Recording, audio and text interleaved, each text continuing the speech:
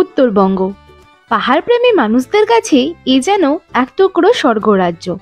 আর উত্তরবঙ্গে যেখানেই যান না কেন, সেটা সিকিম হোক কিংবা দার্জিলিং, এনজিপি তো আপনাদের পৌঁছতেই হবে, আর ফিরতেও হবে সেই এনজিপি থেকে। আর এই এনজিপি ট্রেনের এত বেশি চাহিদা থাকার দরুন 1.5-2 মাস আগে থেকেই ট্রেনের টিকিটস হয়ে যায় ফুল। আর তাই যারা ইনস্ট্যান্টলি প্ল্যান করে উত্তরবঙ্গ ভ্রমণ করতে চান বা সেখান থেকে ফিরতে চান, তারা পড়ে যান বিপদে। কিন্তু আজ আমি এই ভিডিওতে আপনাদের দেখাবো কিভাবে খুব সহজেই আপনারা চটজলদি উত্তরবঙ্গ থেকে কলকাতায় ফিরতে পারবেন, সেটা যে কোনো কারণেই হোক বা টিকিটস ক্যান্সেল হয়ে গেলেও হোক, আর তাও আবার খুবই আরামদায়ক পদ্ধতিতে এবং একদমই কম খরচায়। আর সেই যাত্রার ভালো খারাপ সমস্ত দিকই কিন্তু তুলে ধরবো আজকে আমি এই ভিডিওটিতে, তাই অবশ্যই ভিডিওটা শেষ পর্যন্ত দেখবার অনুরোধ রইল।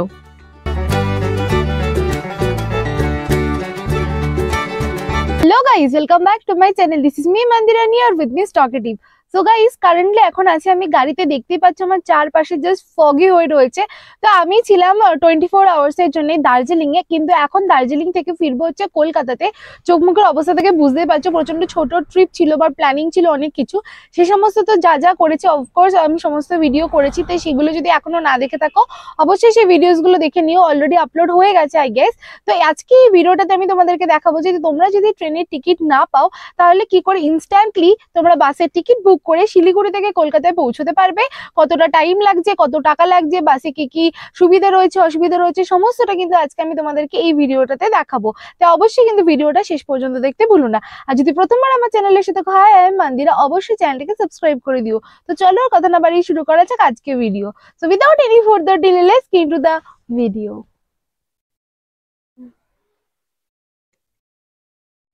এই ভিডিওটি শুরু হওয়ার আগে আরও একটি কথা বলে নেওয়া দরকার।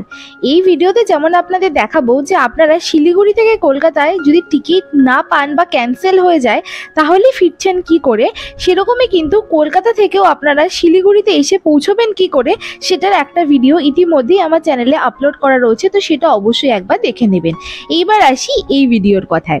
তো এবার আমি ছিলাম হচ্ছে দার্জিলিংয়ে, দার্জিলিং থেকে আমার শিলিগুড়িতে যেতে হতো। শিলিগুড়িতে কিন্তু কলকাতায় যাওয়ার জন্য বাসের বেশ অনেকগুলো টাইমিং রয়েছে, যথাক্রমে 6টা, 6:30, 6:45, 7টা, 7:30। আমাদের বাসের টাইমিং ছিল 7টা, তাই আমরা মোটামুটি 4টে, 4:30-এর মধ্যে বেরিয়ে গেছিলাম দার্জিলিং থেকে শিলিগুড়ি। আর যেতে মোটামুটি 2 থেকে 2.5 ঘন্টা লেগেছিল, তবে হাতে টাইম নিয়ে বেরোনো দরকার, কারণ কি পাহাড়ের রাস্তায় রাত্রবেলা কিন্তু বেশ অনেকটা ট্রাফিকের মুখোমুখি আপনাদের পড়তে হতে পারে। তো এনজিপিতে যাওয়ার পথে এই রাস্তাটা কিন্তু রাতের অন্ধকারে যেতে মন্দ লাগছিল না, তাই একটুখানি আপনারা এনজয় করে নেন। তারপরে আবার দেখা করছি শিলিগুড়ি শ্যামলী বাস কাউন্টারের সামনে।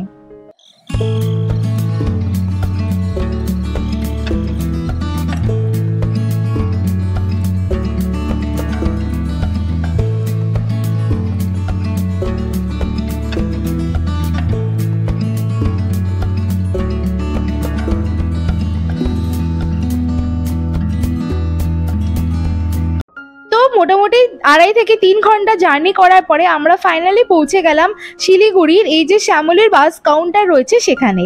এইটা আপনারা যদি খুঁজে না পান তার জন্য বলে রাখি, আপনারা শিলিগুড়ি যে তেনজিং নর্গে বাস স্ট্যান্ড রয়েছে সেখানে দাঁড়িয়ে কাউকে জিজ্ঞেস করলে আপনাদেরকে তারা দেখিয়ে দেবে, আর সাথে আপনারা শ্যামলীর বাসকে দাঁড়িয়ে থাকতেও দেখতে পাবেন। এই বাস কাউন্টারের ভেতরেও কিন্তু একটা ওয়েটিং রুম রয়েছে, যেখানে প্রত্যেকটা যাত্রী দেখতেই পাচ্ছেন এখানে ওয়েট করছে। আপনাদের যদি বাসের টাইমিং এর আগে আপনারা চলে আসেন, আপনাদের কাছে বাচ্চা থাকে বা অনেক ধরনের লাগেজ থাকে, তাহলে কিন্তু আপনারা এখানে ওয়েট করতে পারেন। এখানে কিন্তু ওয়াশরুমও রয়েছে, চার্জিং পোর্টও রয়েছে, তো এই সমস্ত ব্যবস্থা কিন্তু আপনারা পেয়ে যাবেন। এইবার আমাদের টাইমিং এর মোটামুটি 15 থেকে 20 মিনিট পরে বাস এসে পৌঁছায় কাউন্টারে, এবং সেখানেও কিন্তু বেশ কিছু বচসা হয়। লাইক আমাদেরকে যে পাশে কাউন্টারে দাঁড়াতে বলা হয়েছিল সেই তার অপোজিট রুট থেকে কিন্তু ধরতে হয়েছিল এই বাসটা, তো অবশ্যই কিন্তু আপনারা কাউন্টারের কাছাকাছি থাকবেন টাইমিং হয়ে গেলে। এইবারে আমরা আমাদের বাসে উঠে গেলাম। এখানে কিন্তু টিকিটটা আপনাদেরকে দেখাতে হবে, আপনারা অনলাইন যদি বুক করে থাকেন সেটা বা অফলাইন যদি বুক করে থাকেন সেটা। আমি যেমন অফলাইন বুক করেছিলাম সেই টিকিট কেমন দেখতে সেও আমি আপনাদের পরে দেখাবো। এইবার আসি বাসের কথায়। এই বাসটি ছিল সেমি স্লিপার, লাইক ওপরে স্লিপার আর নিচে হচ্ছে সিটার। সিটারের যে ভাড়া সেটা অবশ্যই কম স্লিপারের কিন্তু সিটের থেকে। তো এবার আমি আপনাদেরকে দেখিয়ে দিচ্ছি এই যে সিটার সিটগুলো রয়েছে সেটা কতটা আপনারা বেন্ড করতে পারবেন। দেখতেই পাচ্ছেন বেশ অনেকটাই কিন্তু বেন্ড হয়ে যাচ্ছে, তো আপনারা কিন্তু ভালো ততই একদম কমফর্টেবলি পুরো রাস্তাটা কিন্তু জার্নি করতে পারবেন। আমার কিন্তু ছিল সিটার সিট, কারণ কি আমি লাস্ট মোমেন্টে এর থেকে ভালো সিট আর কিছু পাইনি। আমার কি দাম ছিল না ছিল, কি দাম লেগেছে সেসব আমি আপনাদেরকে পরে বলছি। এই সিটের সাথে কিন্তু আপনারা পেয়ে যাবেন এরকম একটা ব্ল্যাঙ্কেটও। আর সিটে ঢুকে যাওয়ার পরে পুরো বাসটাকে দেখতে লাগছিল অনেকটা এইরকম, দুপাশে স্ট্রিপ লাইটস দেওয়া ছিল আর নিচে ছিল বসার ব্যবস্থা। এইবার দেখিয়ে দিই লেগ স্পেস। এই হচ্ছে লেগ স্পেস। আমি হচ্ছি 5'4" আমার হাইট, সেই অনুযায়ী আপনাদেরকে দেখিয়ে দিচ্ছি। সামনে দেওয়া থাকবে একটা ব্ল্যাঙ্কেট যেটা আপনাদের, তার সাথে কিন্তু একটা জলের বোতল দেওয়া হবে 500 ml এর, আর তার সাথে কিন্তু জলের বোতল রাখার জায়গাও রয়েছে। ওপরে রয়েছে একটা রিডিং লাইট, যেটা কিন্তু সম্পূর্ণ বাসে যখন লাইট জ্বলবে তখন কিন্তু চলবে না, লাইট নিভে যাওয়ার পরেই চলবে। আর তার সাথে কিন্তু এসি ডাক্ট বা ফ্যানও কিন্তু প্রোভাইড করা হয়েছে। আর পাশে রয়েছে এরকম বড় একটা জানালা। আর সিটের নিচে পেয়ে যাবেন কিন্তু এখানে চার্জ দেওয়ার পোর্ট। এই সমস্ত জিনিস দেখাতে দেখাতেই দেখলাম আমাদের আগের যে বাসটা সেটা ছেড়ে দিল আমাদের এখানেই পাশ থেকে। আর আপনাদের সুবিধার্থে দেখিয়ে দিই, এই যে বিল্ডিংটা রয়েছে এই বিল্ডিং এর অপোজিট থেকেই কিন্তু আপনাদেরকে এই বাসটায় উঠতে হবে।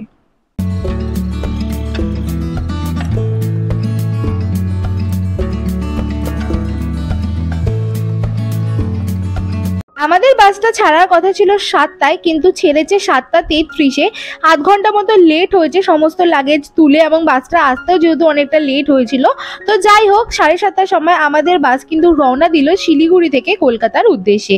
আর আপনাদের যেমনটা বললাম যে আমি অফলাইন টিকিট কেটেছিলাম এসপ্ল্যানেড থেকে, সেখান থেকে যদি আপনারা টিকিটটা কাটেন তাহলে টিকিটটা কিন্তু দেখতে হবে এরকম অনেকটা। এটা দুটো কপি রয়েছে, একটা কপি আপনাদের নিচে জমা নিয়ে নেবে, আরেকটা কপি কিন্তু আপনাদের সাথেই থাকবে, যেমন দেখতে লাগছে এইটা। তো পুরো বাসের টিকিটটা দেখতে অনেকটা এইরকম হবে।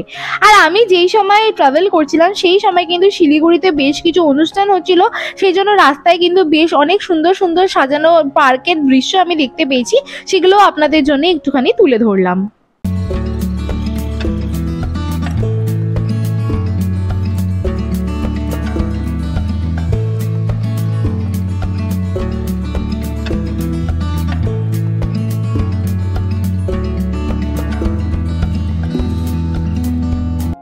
বেশ ভালোই স্পিডে কিন্তু আমাদের বাস ছুটে চলছিল, এবং 3 থেকে 3.5 ঘন্টার মধ্যে ওই টাইমটাতে কিন্তু আমাদের বাস এসে পৌঁছলো ডালখোলাতে।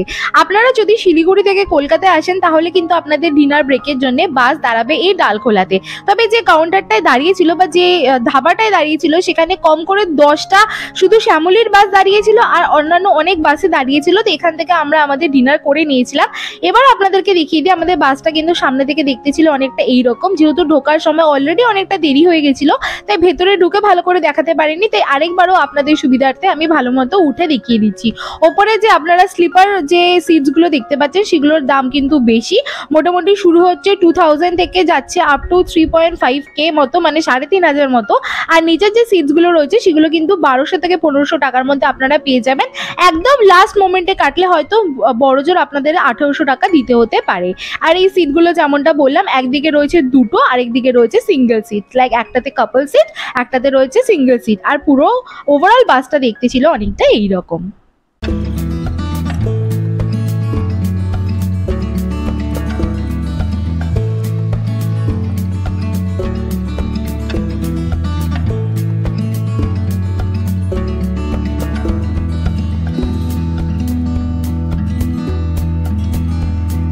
ডিনার করে আসার পরে সেরকম আর কিছু ঘটেনি দেখাবার মতো, আর আমাদেরও চোখ লেগে গেছিল। চোখ যখন ঘুরলো অলরেডি দেখছি কলকাতার ধারে কাছে চলেই এসেছি, প্রায় বলতে পারো কলকাতাতে ঢুকেই গেছি। সারা রাত কিন্তু বাসে সেরকম প্রবলেম হয়নি, কিন্তু সকালবেলা হয়েছিল একটা অদ্ভুত প্রবলেম। হঠাৎ করে যখন ঘুমটা ভেঙেছিল দেখলাম একটা বাসের সাথে রেষারেষি করতে করতে আমার ঠিক জানলাটাতে কিন্তু বাসটা এসে ধাক্কা মেরেছিল। সেরকম বড় কিছু হয়নি, তবে অনেক বড় কিছু হতে পারতো, তাই সেটা মেনশন করে দিলাম। সারা রাতে বাসে সেরকম কোনো প্রবলেম হয়নি, শুধুমাত্র যাত্রীদের যে আমাদের সাথে যারা ছিল সহযাত্রীদের নাক ডাকের আওয়াজ, এটাতেই প্রবলেম হয়েছিল। বাট যাই হোক, আমরা টাইম মতো পৌঁছে গেছিলাম, এবং ভোরবেলায় কিন্তু বাসটা দেখতে ছিল অনেকটা এইরকম।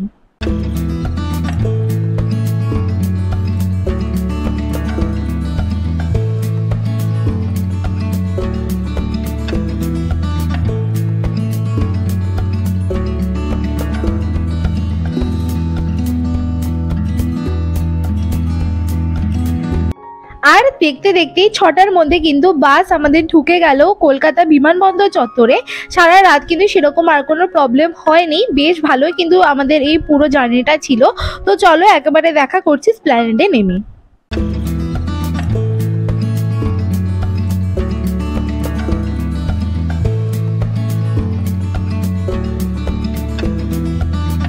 মোটামুটি 6:30টার দিকে কিন্তু বাস আমাদেরকে নামিয়ে দিয়েছিল স্প্ল্যানেডে। সেখানে আমাদের যে টোকেন দিয়েছিল, লাগেজের টোকেন দেখিয়ে লাগেজ নিয়ে এবার আমরা রওনা দিলাম আমাদের বাড়ির উদ্দেশ্যে। অবশ্যই কিন্তু আপনারা এর আগের ভিডিওটা দেখে নেবেন, যেটা কিন্তু ডেসক্রিপশন বক্সে লিঙ্ক দেওয়া রয়েছে, যদি আপনারা কলকাতা থেকে শিলিগুড়িতে যাওয়ার জন্য কোনো ইনস্ট্যান্ট প্ল্যান খুঁজছেন। আর সেটা শ্যামলীর বাস হলেও সেই বাসটা কিন্তু ছিল অন্য ধরনের, আজকের এই বাসটা ছিল অন্য ধরনের। তাই আমার এক্সপিরিয়েন্সও কিন্তু হয়েছে দু ধরনের আলাদা আলাদা, তাই দুটো ভিডিও দেখারই অনুরোধ রইল। এর আগের বাসটা ছিল সম্পূর্ণ স্লিপার বাস, আর এটাতে কিন্তু আমি ছিলাম সিটারে, আর ওপরেও যেমন বললাম যে স্লিপার ছিল। এরপর যে এক্সপিরিয়েন্সটা আমার হয়েছিল সেটা সেই সময় আমার মুখ থেকে আপনারা শুনে নিন। তার আগে সূর্যোদয়ের একটুখানি দৃশ্য আমি আপনাদের সাথে শেয়ার করলাম।